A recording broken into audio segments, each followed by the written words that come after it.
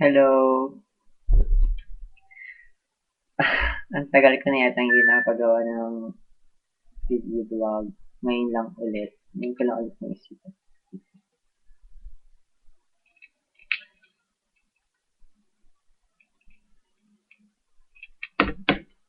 Anyway, yun.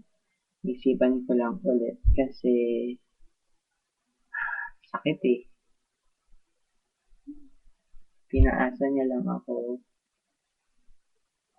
Sabi nga nila hindi naman dapat umasa. Pero kasi 'di ba sinabi niya sa akin that night. Sinabi niya sa akin na gusto niya ako. Tapos sabi ko, parang, ba't naman siya makagusto sa isang kagaya ko? Bla bla bla bla. You know, kasi parang tagal na kasing walang nagkagusto sa akin tapos biglang ganun. Parang sinabi niya may gusto siya. Parang biglaan lang, hindi ako makapaniwala. Tapos, the next day yata, or the next day, sinabi niya gusto niya talaga ako and love niya ako. Di ba? Tapos, syempre, oh,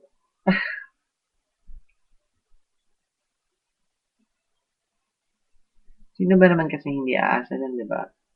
Sabi-sabi ko siya. Anyway, partly siguro kasalanan ko kasi hindi ako nag-research about sa kanya. Ay, Lord Diyos ko. Sana itingnan ko muna background niya, di ba? Nagtanong muna dapat ako sa ibang tao. Pero kasi gago. Fuck. Nakakainis. Alam mo yun, nahul... Hindi ko naman sinasadya. Nahulog ako sa kanya. And then, yun, bigla siyang nagsabi na huwag daw muna ako may love sa kanya. Pwede daw ako maghanap ng iba. Diba? I mean, hello! Ano pa ang ibig sabihin nun, diba? Wala na.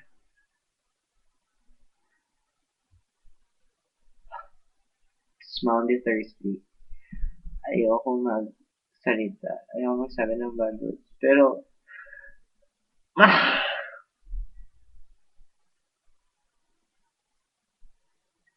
Anyway, hindi ako galit. Hindi. If ever man mapanood mo to, hindi ako galit.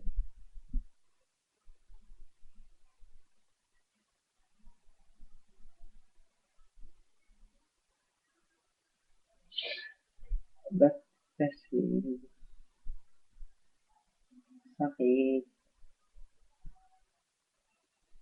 Alam mo yun. Masakit. Seryoso, masakit. Di pa ako kumakain. Wala ako sa mood kumain. Grabe. Ah!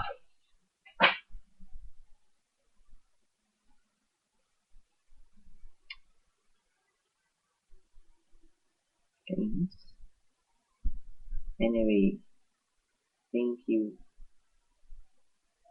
Thank you for making me feel special for a few days. Salamat, pinakilig mo ako ng ilang araw. Grabe. Tagal na ako hindi pinulog ng ganito.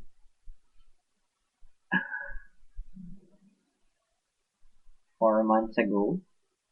Wow. Shit. Ang pido ko talaga. Anyway, yeah, thank you. Hindi mo ako galit eh. If ever you change your mind, sana nandito pa ako. Sana meron pa. Sana. Grabe, grabe ka. Super affected lahat. Blog, Twitter, Facebook, lahat. Rule number one, huwag mag-assume. Huwag. Nakamamatay mag-assume. Grabe. Hindi ko may paliwanag kung tatawa. Ay, ewan ko, natatawa na lang ako. Shit. Nakakainis.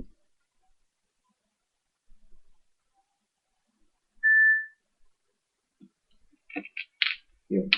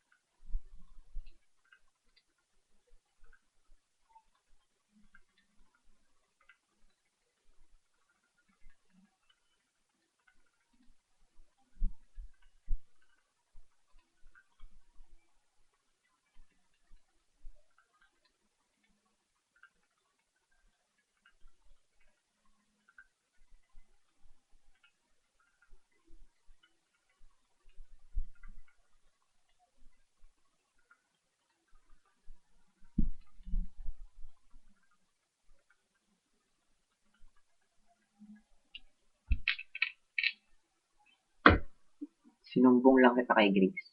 Ha ha ha! Hate you.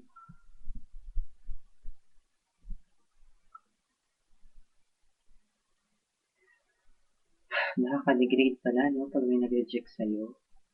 Feeling mo ang pangit-pangit mo, na may pagkukulang ka, na meron kang defect,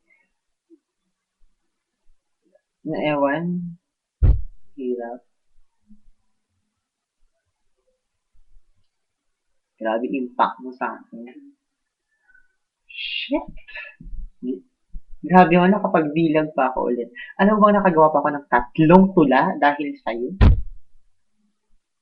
Actually, may pang-4. Pero dahil wala na. Wala na. Wala na yung tula. May photo pa yon. Inedit ko pa sa Photoshop. Grabe, alam mo yung mga linya nandito na. Nandito na talaga. Okay, susulat ko, itatype ko na lang eh. Grabe. Kita mo yun? Photo post, upload, click file. Tapos write ng caption, tags, post.